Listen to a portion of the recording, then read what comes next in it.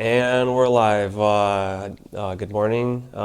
Today I have a special guest, my competitor and friend, Val Kovalenko.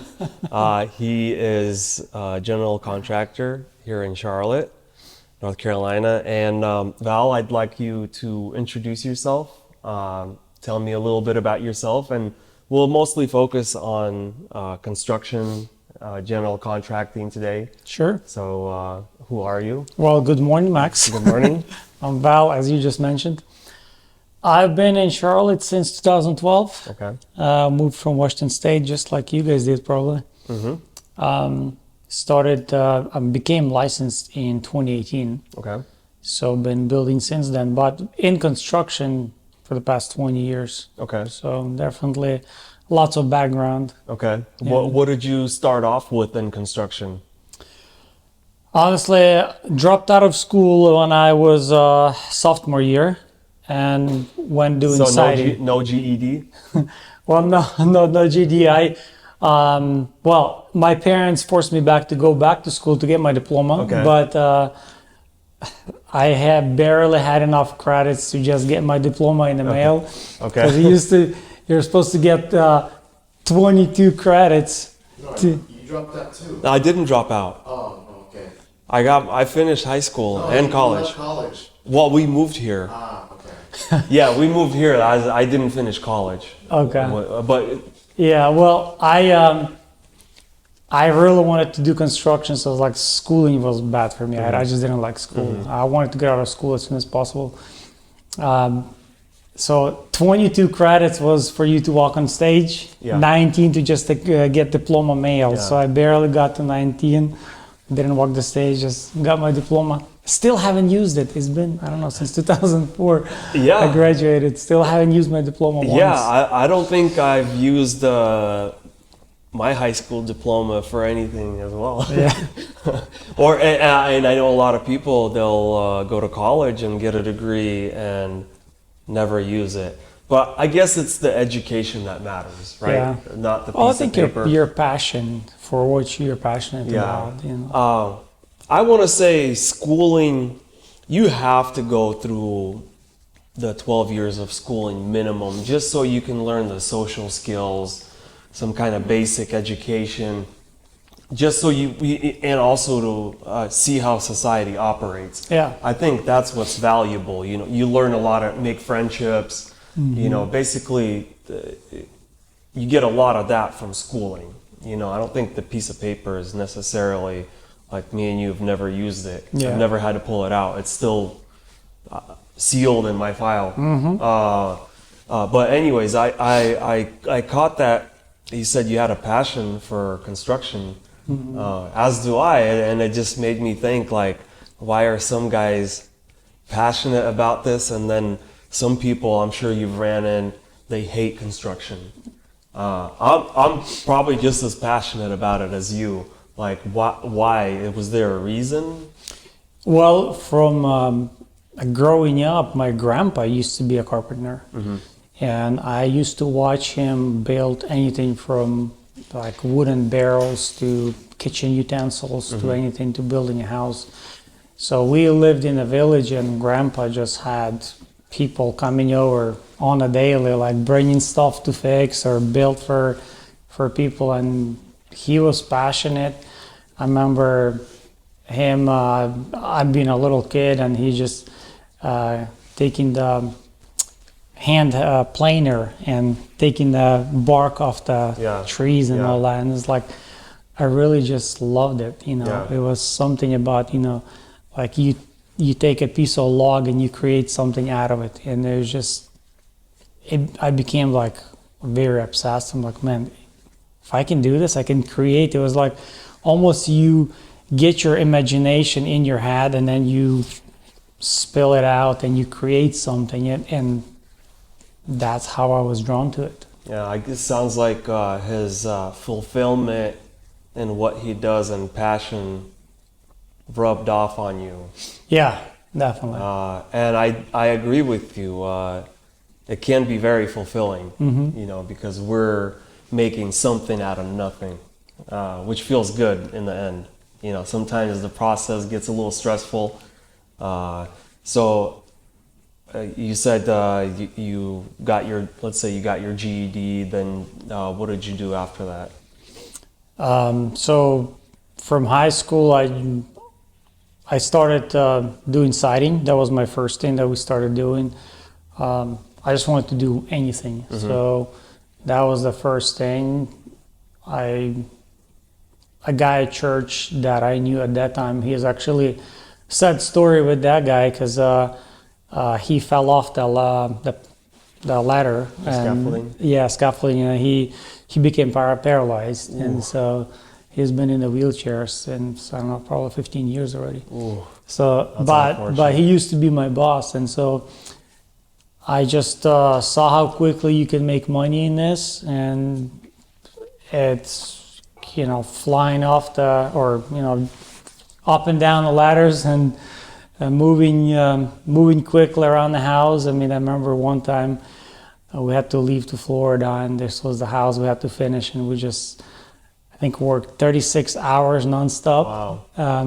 And set out lights and everything, and you just finish the house, and you just counting. Well, you're like, wow, I just made this much money, and it was like, there is really something here. So that's kind of how it started. Yeah, so that kept the excitement going. Yeah, for sure. So then you moved to Charlotte, 2012. You said you got licensed in 18. Yeah. And you were in construction before that? You did some construction? Yeah. So after that, I got into flooring. So I did flooring for probably 10 years before I moved to Charlotte. And we did pretty much anything that goes in a house. We would come into the house after drywall, after it's painted. And we'd come out and cleaners come after us and people ready to move in. So we do anything from countertops to tile, carpet, hardwood, any type of coverings. We've done that. Okay. So. Okay. Sounds like me personally, a little bit about me. I started working with my dad when I was 14, and he owned a construction company at that point. And I think, as most immigrants, we couldn't afford to hire subs, so we did everything ourselves, from the foundation to framing, windows, roof, everything except the licensed trades, plumbing, heating, and electrical.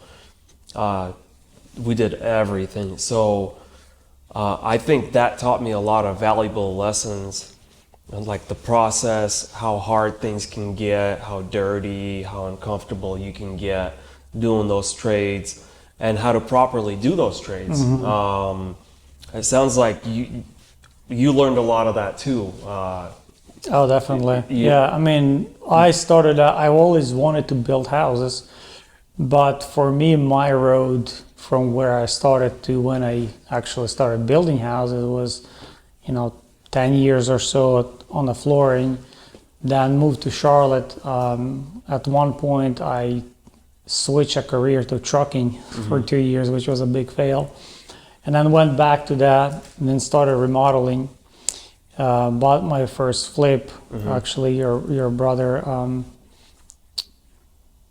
So Valeria? Valeria hooked me up with the first house. That was such an experience where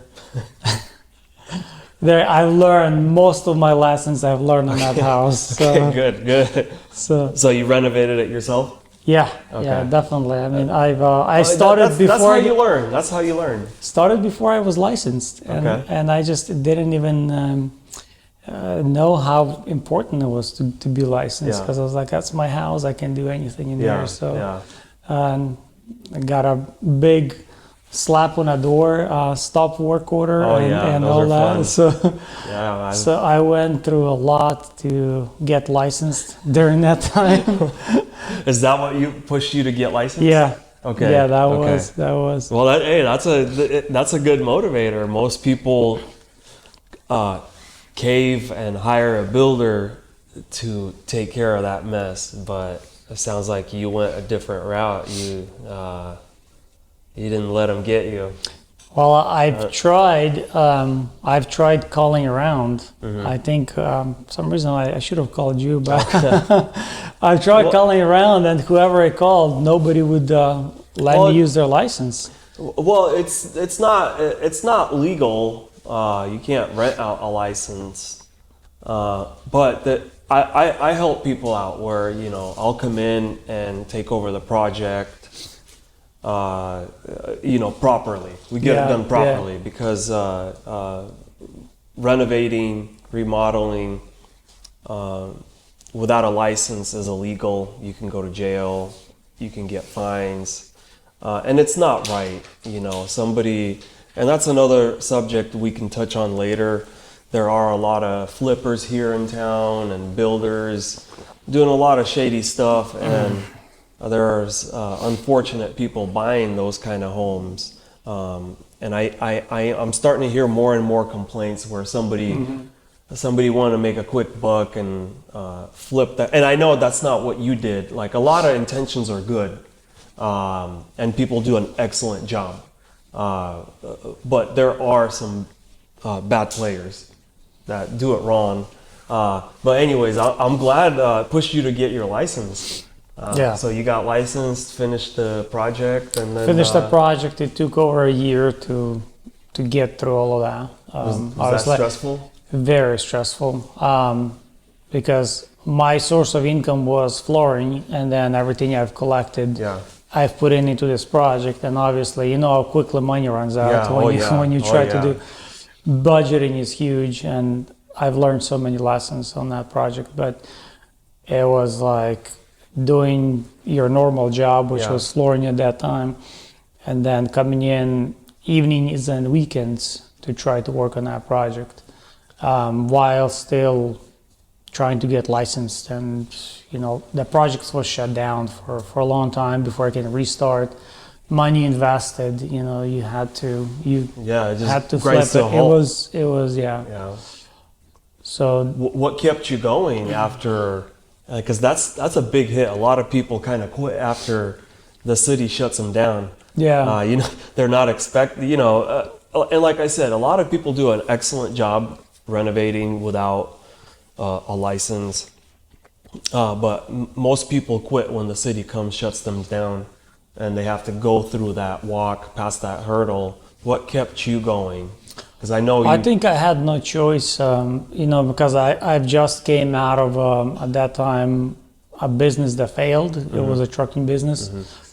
And I took a big hit on that. And so coming out of that, I pretty much had no choice, because I've restarted my flooring company, but I've been doing flooring for so long that my knees has been swelled up. Like I knew you couldn't continue. I knew I couldn't continue. I knew I had to change something. I slowly got into remodeling, and I was remodeling for customers. But being around customers, for me, I've done it for over a decade, and there's a challenge to working with the customers, as I'm sure you know already. Oh yeah. And so I wanted to be able to do something where I could do it on my own and without have to always give an account to somebody else and receiving calls in midnight or you know. So that was my path.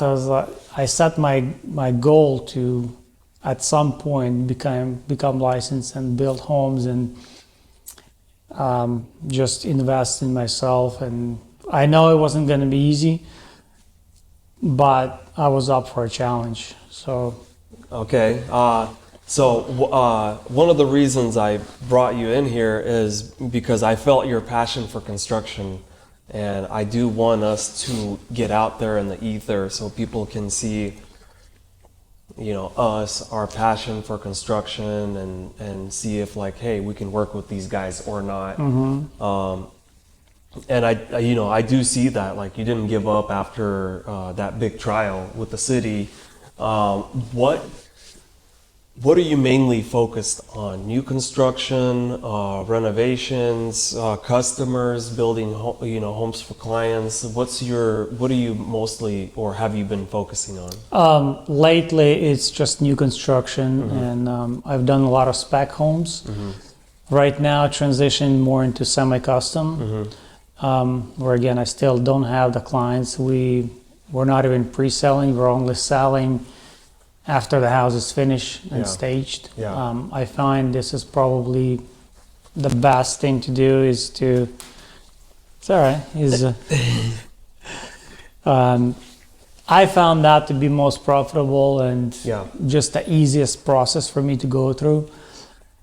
I prefer that way. There's obviously a risk involved with that because you got to be able to. It's a speculation. Very strategically put the plan forward, almost knowing exactly what it's going to sell for before you even start, the location of the land, and there's a lot of things that go into that. I'm sure we can get into details, but so right now I'm mainly focused on semi-custom homes. Okay.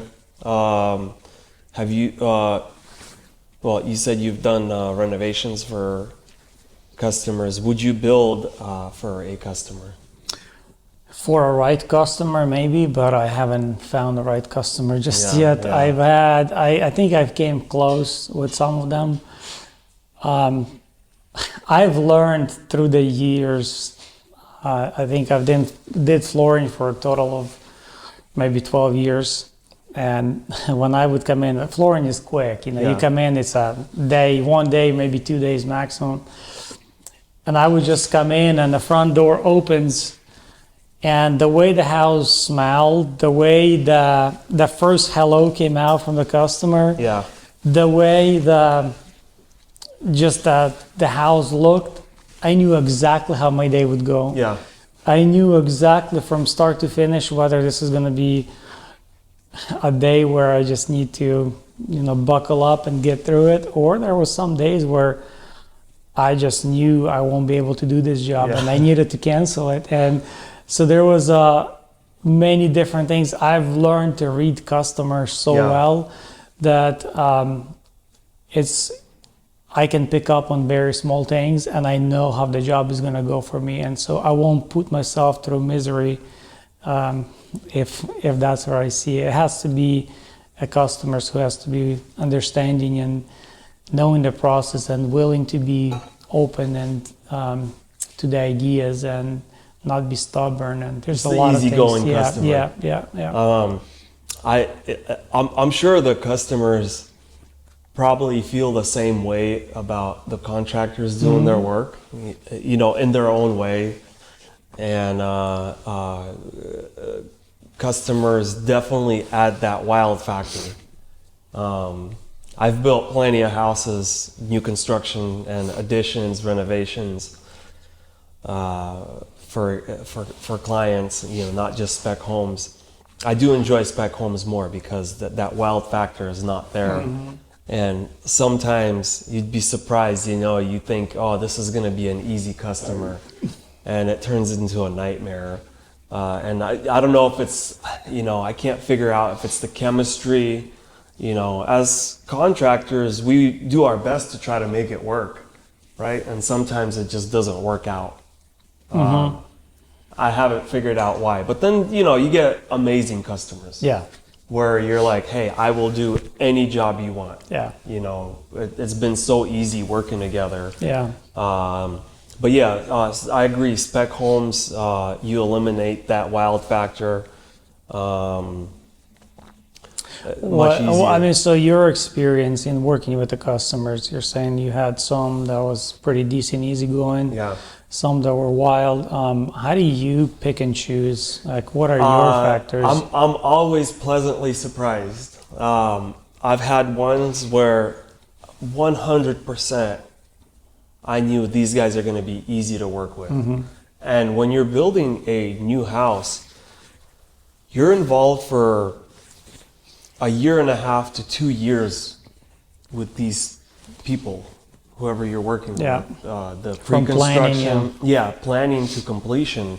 And then afterwards, you know, as builders, we're supposed to Take care, warranty yeah. our product, 1 year workmanship, and then as a licensed GC, we're in charge of the structural integrity Yeah. afterwards. I can never guess. So I stopped guessing because sometimes I would think 100% this is going to be an awesome customer, and it turns into a nightmare situation. So I kind of stopped guessing. I just let it happen. To me, the nightmare scenarios are very rare. It's very rare. Most people are pleasant to work with. You just gotta lay out expectations. You know, you have Educating them, I feel like yeah. educating them up front, like, hey, it's gonna be loud. It's gonna Yeah. be noisy, dusty, dirty, very intrusive. If you get them ready, it goes a lot smoother. Yeah. Because they're like, oh, yes, Max told us about this. Like, Yeah. it's happening. Yeah, You yeah, know? yeah. You know, I think, we're- yeah, one of the biggest things for me when I was remodeling is dust. That's like the number one complaint. yeah, And I usually went and I over exaggerated. I was like, your house is going to be covered in dust. Like, no matter how much we're going to protect, we're going to build walls, dust is such a particle that will escape through the smallest cracks. You know, no matter how we're going to cover up your couches in your kitchen. And hold that thought. Let me get this guy out of here. no, he's cool, man. Let him be part of us. Get him? He's fine? Okay. Yeah. All right, buddy. You're safe. Yeah. You're a good boy. He wants to be in the show. Okay. Yeah, and Dust. so yeah, the dust, and so then when we were through with that, a customer would be like, "Oh man, it wasn't as bad as you Yeah. said it would be," Yeah.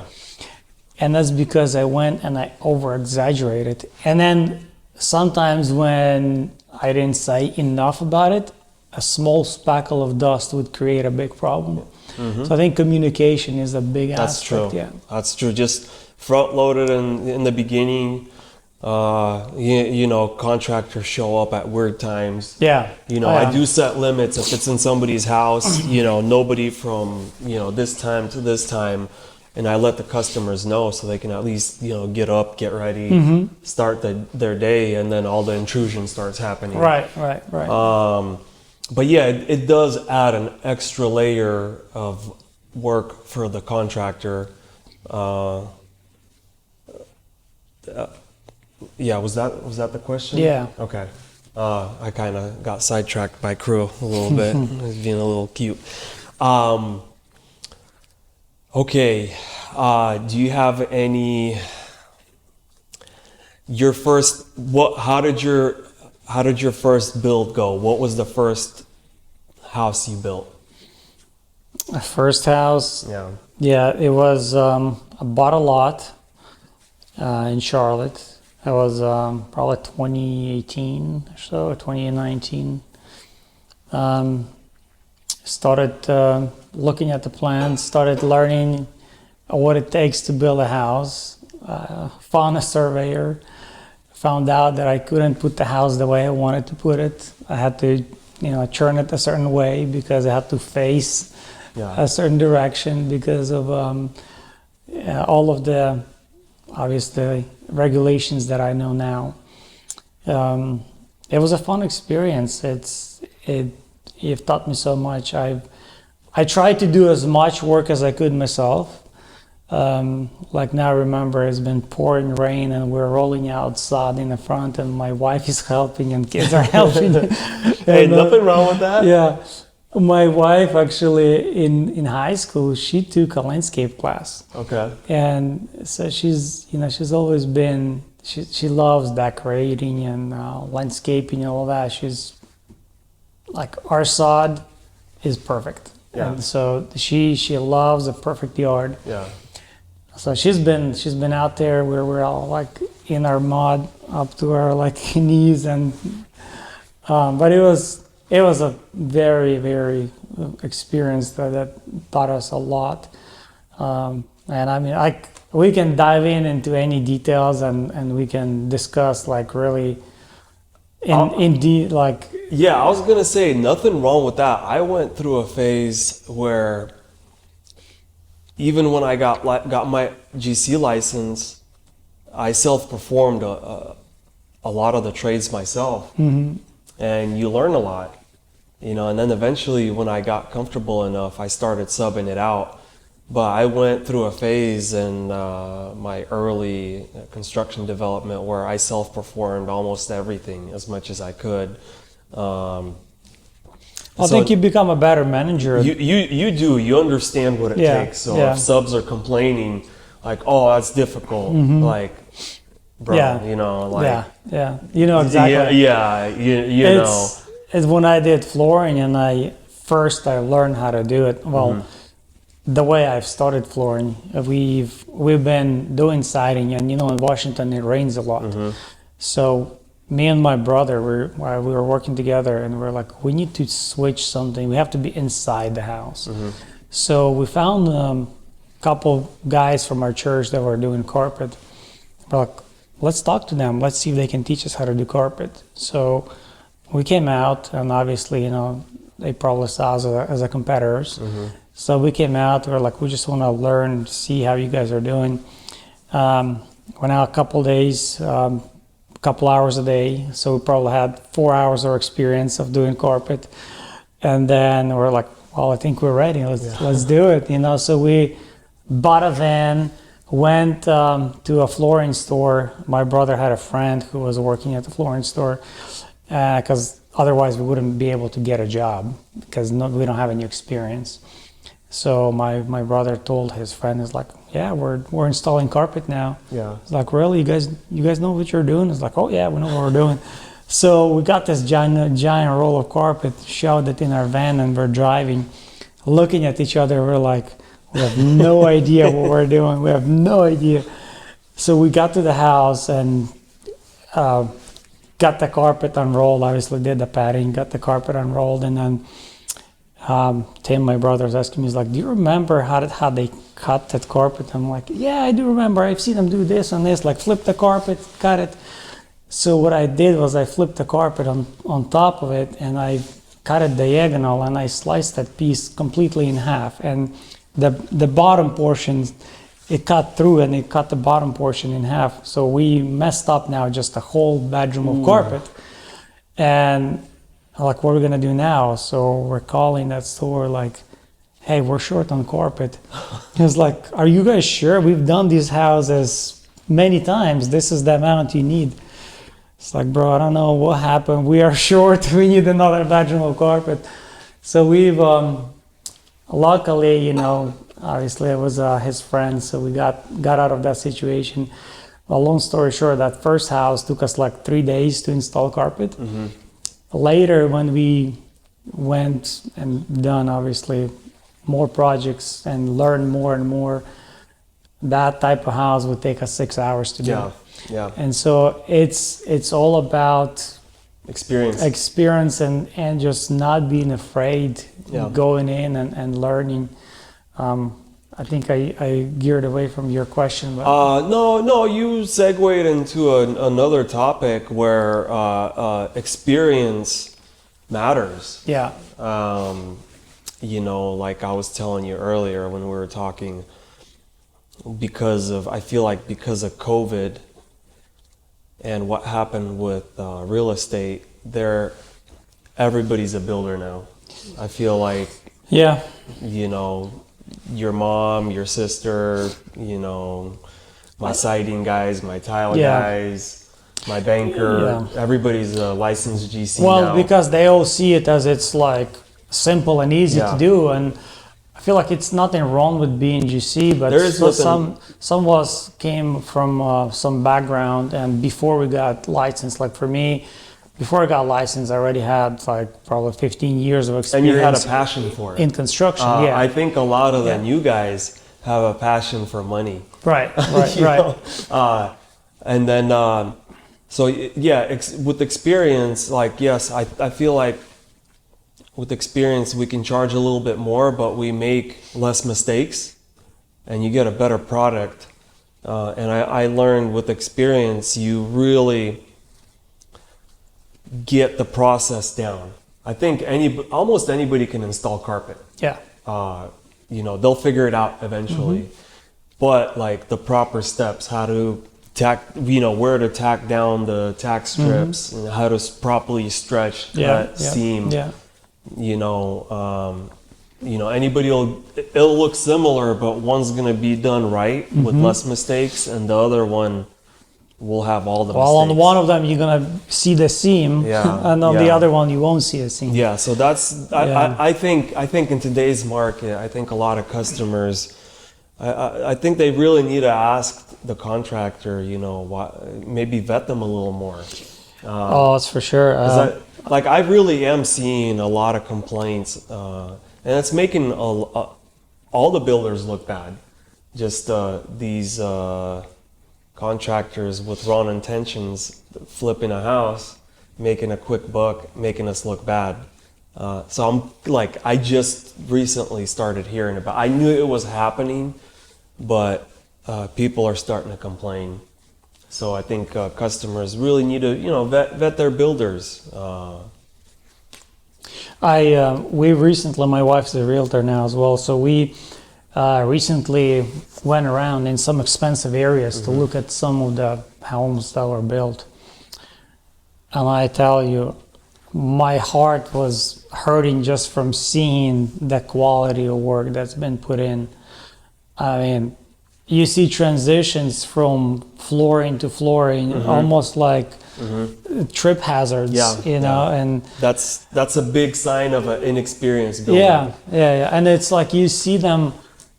I mean, a $2 million house that we looked at had a laminate flooring installed. Wow. And for a proper installation, you got to have all of your expansions. Proper installation require you to have all the transitions on doors, and it would look really ugly. But what customer doesn't understand is over time, as it's a floating floor, it's gonna start shifting. It may buckle up. You're gonna have issues down the road, but you just see so much. Yeah. I think it's going to happen. I think all the problems are going to start popping up here in a little bit, with all the quick builders. And another thing I notice here in Charlotte, it's probably nationwide, is the quality of the homes, the style of the homes. Everybody's just building something cheap and simple to make a quick buck, and I feel like it's ruining the integrity of the city. Yeah. Whereas before, when the real estate market wasn't as hot, builders actually tried to build some kind of craftsmanship, good-looking house, landscape. It's still happening, but not so much. I feel like it's all cookie cutter, ugly houses just to throw something up, make money, and leave. And that kind of hurts my heart. Yeah. Where I have this passion, you might feel the same way. I want to build something unique, progress. Yeah, for sure.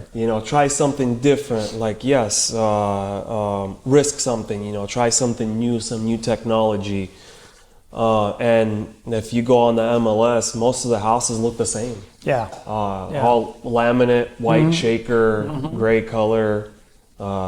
White exterior. Yeah. You can almost predict. It's almost, what neighborhood do I want to live in? Same house. Yeah.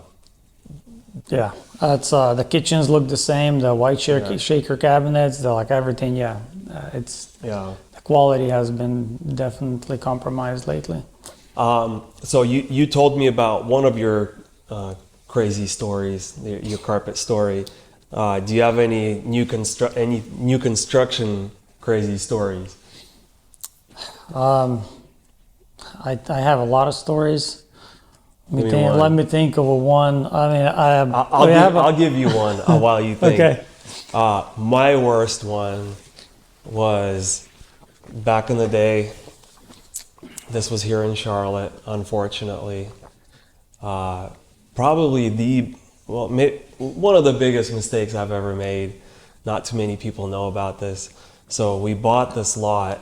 It was an infill lot, which means it's one of the remaining lots in the neighborhood. And back then, we did a lot of the things ourselves, including surveying. I know Surveying yourself. I knew enough. I knew enough how to, Okay. do my own corners for the Wow. foundation, which is kind of stupid. It would take us Yeah. like a whole day, Yeah. 2 people, to find the corners of the house. Where you can pay back then a surveyor like $300 and Yeah. they'll come stake it. Yeah.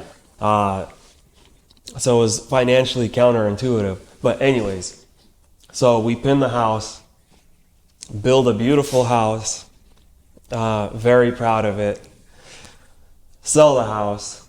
The new buyers do a official survey.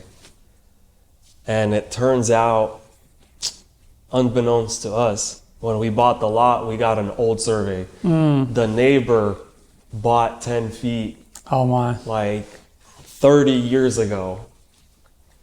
They bought 10 feet of our lot that we didn't know about. Oh my. And we pulled the corners off the old pins. So my house was a little bit in their property. That's good. Nice, expensive Yeah. brick house. Yeah. It wasn't on their property. It was in their It was in the setback Yeah. line. They were angry. The people buying the house were angry. The city was angry. We had to get together at the city hall, beg for a variance, and thankfully, everybody forgave us. The only upset person, the customers, they were okay. They're like, if this goes away, we're cool. Right. The city, they forgave us, so they were cool. We were cool. The only upset people were the neighbors yeah. that bought the 10 feet. But Did you have to pay them for No, it? no. It wasn't in their property. It was in the setback line. Yeah, yeah. It was still on Yeah. our lot. Yeah, yeah. But you were- it was in the setback line where you're not allowed Yeah. to build, if that makes sense. Yeah, yeah, yeah. And now they changed the codes where they shrunk the setback lines, the new UDO. So today it doesn't even matter. Yeah. But at that time, man, it was so stressful because it was Yeah. like 3 That's- feet into the setback line. Yeah. So, you have these nightmares like, are they going to make me cut the house, Yeah. cut Yeah. that corner off, rebuild it? Yeah. How am I going to do it? Yeah. Just a very stressful process to go through. But that's one of my Yeah, I crazy mean, stories. speaking of that, we've done also a lot with variances, but I had also one lot where I was building 3 identical houses. We just did different elevations, but one of the lots were cutting off, and we had to got like a 45, maybe 5 feet of that lot or that house or that back corner. I had to chop that house on a 45 just to be able to fit that house in. Yeah, so I know what you're talking about, variances. But you did setbacks. that pre-construction. Yeah. Yeah. But variances, I know, as far as I know, 1 foot, they will forgive you 1 foot without having to go through. We were 3 feet in. Yeah, so that's a little too much. Yeah. Yeah. But it was definitely very stressful, but we got through it. Rookie mistake. Yeah, one of mine was there was a contractor who was doing our concrete that was a little suspicious, just the way they were working, and I think they were abusing some of the substances during work and it was, you would see them like come in very happy, and you're walking through their truck and it smells interesting and all. But from what we hear, they do a great job, and I think it was my first time using that guy. We built a house, sold the house. Somehow, we usually test everything, make sure, the water works, all that, go through. This time, for some reason, we haven't noticed it. Customer calls and said they're flushing a toilet and the water is not going through.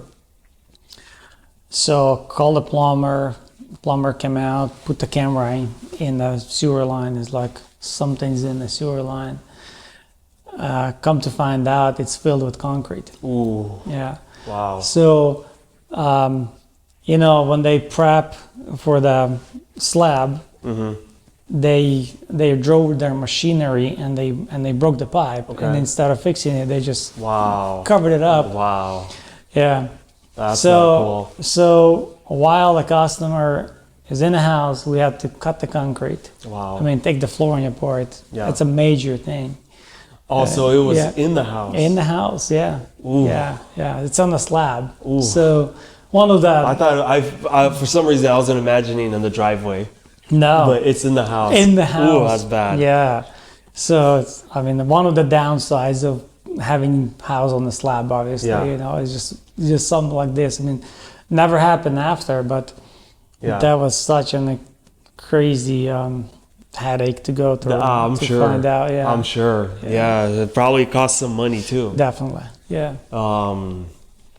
Did you end up eating it up, or did you talk to the Well, concrete guys? those concrete guys were no longer working for us. So Okay. yeah. Okay. Came Yeah, out of my that pocket sucks. for sure. Yeah, that sucks when that happens. Yeah. But it does happen. You know, like to me when I run into, and you know, thankfully I think with experience, like yes, I'll run into challenges, but when I run into stuff like that, I'm already unfazed. I'm like, okay, how do we solve this? You know, maybe the customer's freaking out.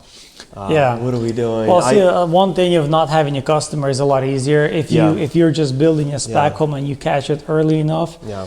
you'll fix it. Nobody will ever, you know, Yeah. it won't be a stressful situation. I do, just like you said, when I make a house go live, fire it up, get the electricity, gas, whatever, I stress test all the units. Yeah. Make sure all the bugs are worked out before I throw it up for sale, because you know everything's new. Nothing knows how to properly work. So you gotta flush the toilet 20 times. Yeah. Make sure it's not leaking. Make sure it's flushing. Yeah. So that's definitely like something I do personally on my spec homes. And whenever I'm installing something new, you have to stress test it, not just install it and you're like, all right, good to go. And especially with right now with so much new technology, you got to calibrate it. Everything's getting more and more complex. They're sticking Wi-Fi in everything. So you got to fine tune it. Yeah. So what are some of the things that's like unpredictable for you? Maybe with the technology or the recent things that you experienced. Are there some things that you just can't, control it in the moment, but later you find out? I feel like after so many projects and houses, you've got it dialed in. I think the hardest thing is, for me right now, is the unpredictability of subs. Even the best ones, people get sick. Yeah. You schedule a sewer line install Monday, and then Monday morning they call you, the operator's sick, and everything's lined up. So that's kind of like a little bit, I don't want to say annoying. It is what it is. You learn to deal with it. And then another thing is how complicated technology is getting.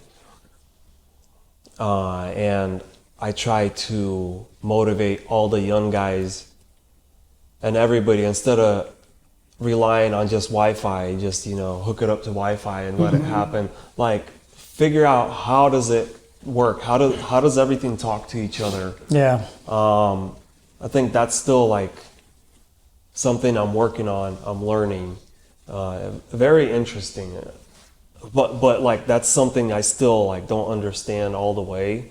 It's just so complicated, and computer science and all that. It's not my specialty, but we as builders, we need to learn how or understand how it all works.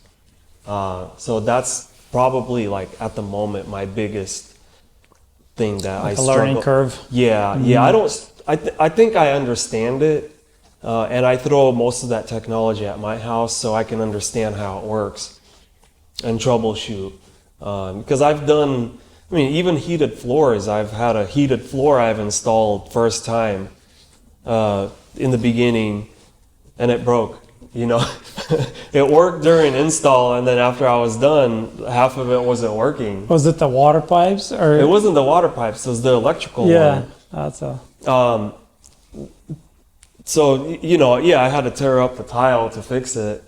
But that's how you learn, and I try to mitigate that. And to me, the biggest problem is like too much technology being thrown at us all at once, and now they're throwing AI in the mix. Yeah. I can't wait for AI homes. Where the house fun. learns you. You walk in and it's like, okay, Val likes it Yeah. nice and quiet, or he likes You it come loud. in, or you come in with a certain mood, and your house understands. Yeah. Okay, well, Val's let's had a rough day. Let's let's cool him down.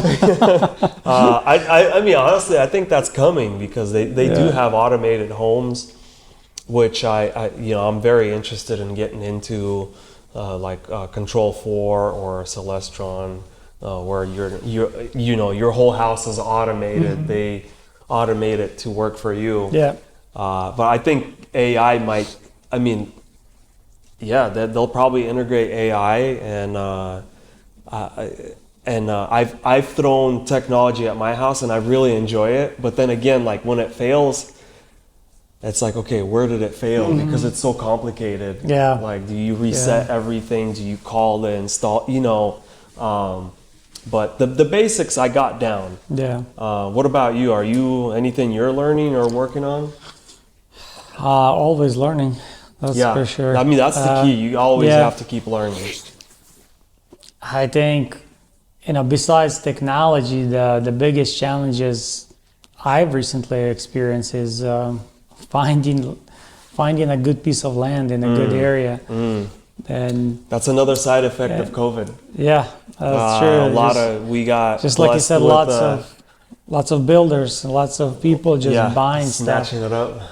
And even besides the issue of prices going up and all that, it's just like finding where you don't want to be spread out too thin, like across the board. Like doing a house in Union County, doing a house in Gaston County. That's an hour gap driving. So you want to kind of put your business like in one area where you're not spending so much time driving.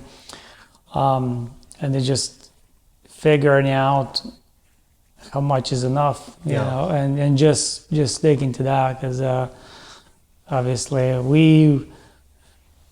I'm sure you have your own as well, like strategies that you follow, but at the end of the day, we all want to be comfortable, but not to go to the point where you're having a heart attack, like I did. So, so that's one thing. That's just keeping it as close proximity as you can.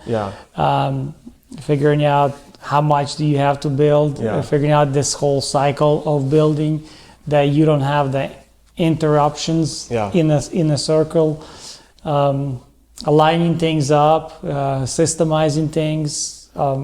Using different softwares to help with that. So it's sounds like you're progressive. You're learning. Yeah. I mean, we've used like softwares like BuilderTrend. I've started using JobTread recently, and so it's just a lot of different things out there to help builders be efficient. In many different ways. Like, you want the system to work for you. Yes. You want to be able to pick up your laptop anywhere in the world, open it up and know what's going on.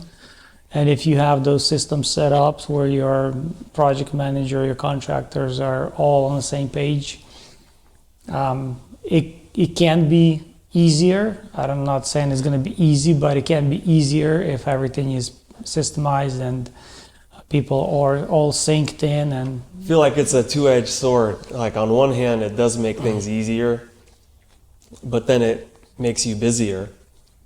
Have you noticed that? It depends on I guess how many projects you have going on. Busier in which way?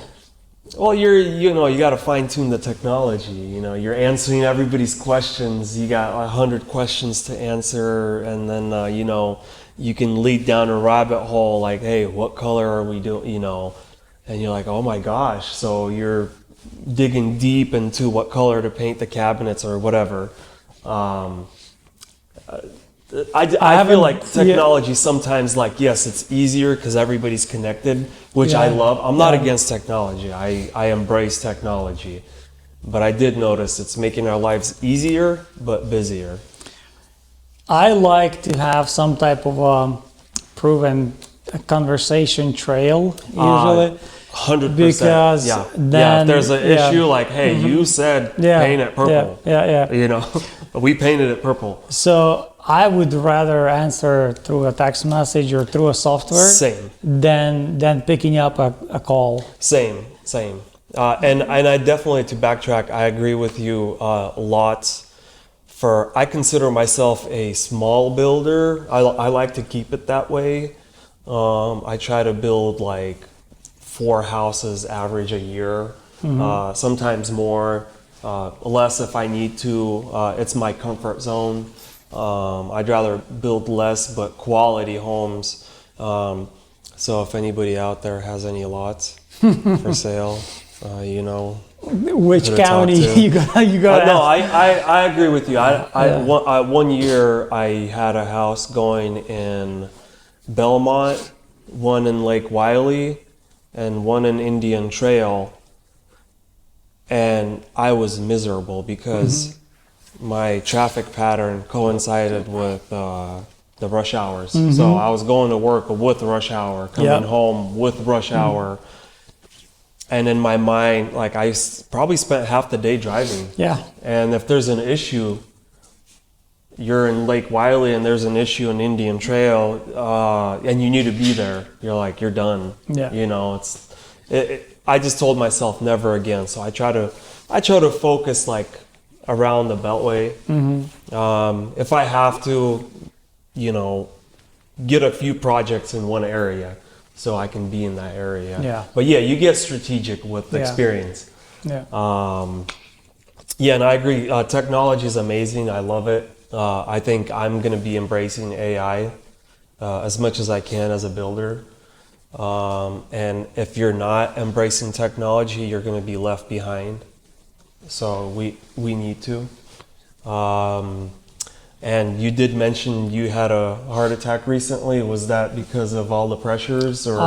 I think partially that probably could. I mean, nobody really has a clear answer, but I think stress plays a big role. Definitely, it sure does. Yeah. Stress plays a big role.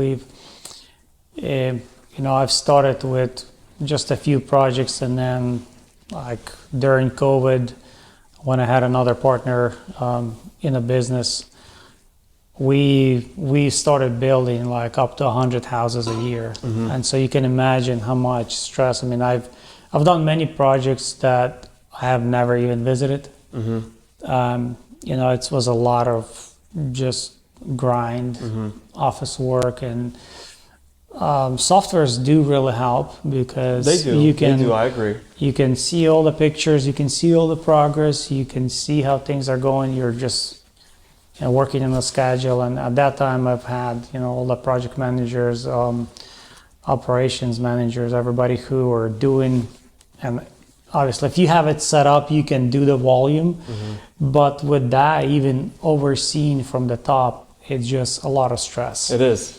It's a lot of responsibility. Yeah, so doing that, a few years in a row, I think it definitely had a big impact.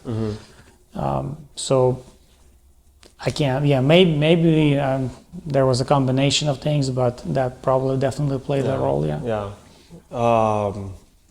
Well, I'm glad you look great. Oh, thank you. You look healthy. Thank you.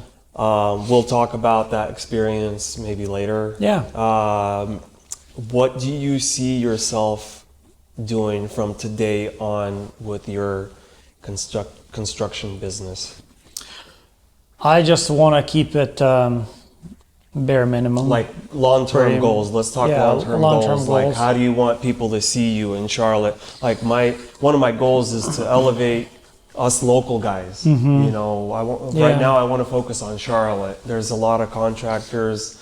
Let's see who's here so Yeah. people can kind of, get to know us. Yeah. I want my projects. I want them to stand out. You know, I definitely don't want to be a cookie cutter. I've done a lot of those. I didn't enjoy. So I'm looking really to have some custom touch in each of the projects, and that's what I like doing. I like to put my vision. Depends, like obviously surroundings, area. Yeah. Bring something very special to each Yeah. of the projects, and I'll give you some advice. Sorry to interrupt. Yeah. One thing I found was customers are a great way to try some custom stuff. It's guaranteed money. You'll get customers. That's why the only reason I'll turn a customer down is if financially we don't agree. Yeah. They want a mansion, but they don't have enough money for it. Then, obviously the writing's on the wall. It can't happen. Right. But usually customers want to try something crazy, and I'm like, I like it. Let's Yeah, do it. yeah. So you get to learn Challenges a lot. you, gets you out it of your definitely comfort zone. Yeah, it definitely challenges you, and just that whole relationship aspect also challenges you and grows you. So I see that as a benefit, even though it could get complicated and weird. It's a learning experience for everybody. So you said small, custom, unique. Yeah, small custom.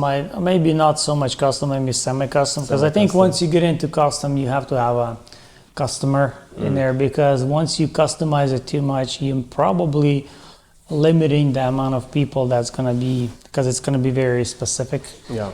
Semi-custom, you can still get Yeah. a wider range Exactly. of people interested. Exactly.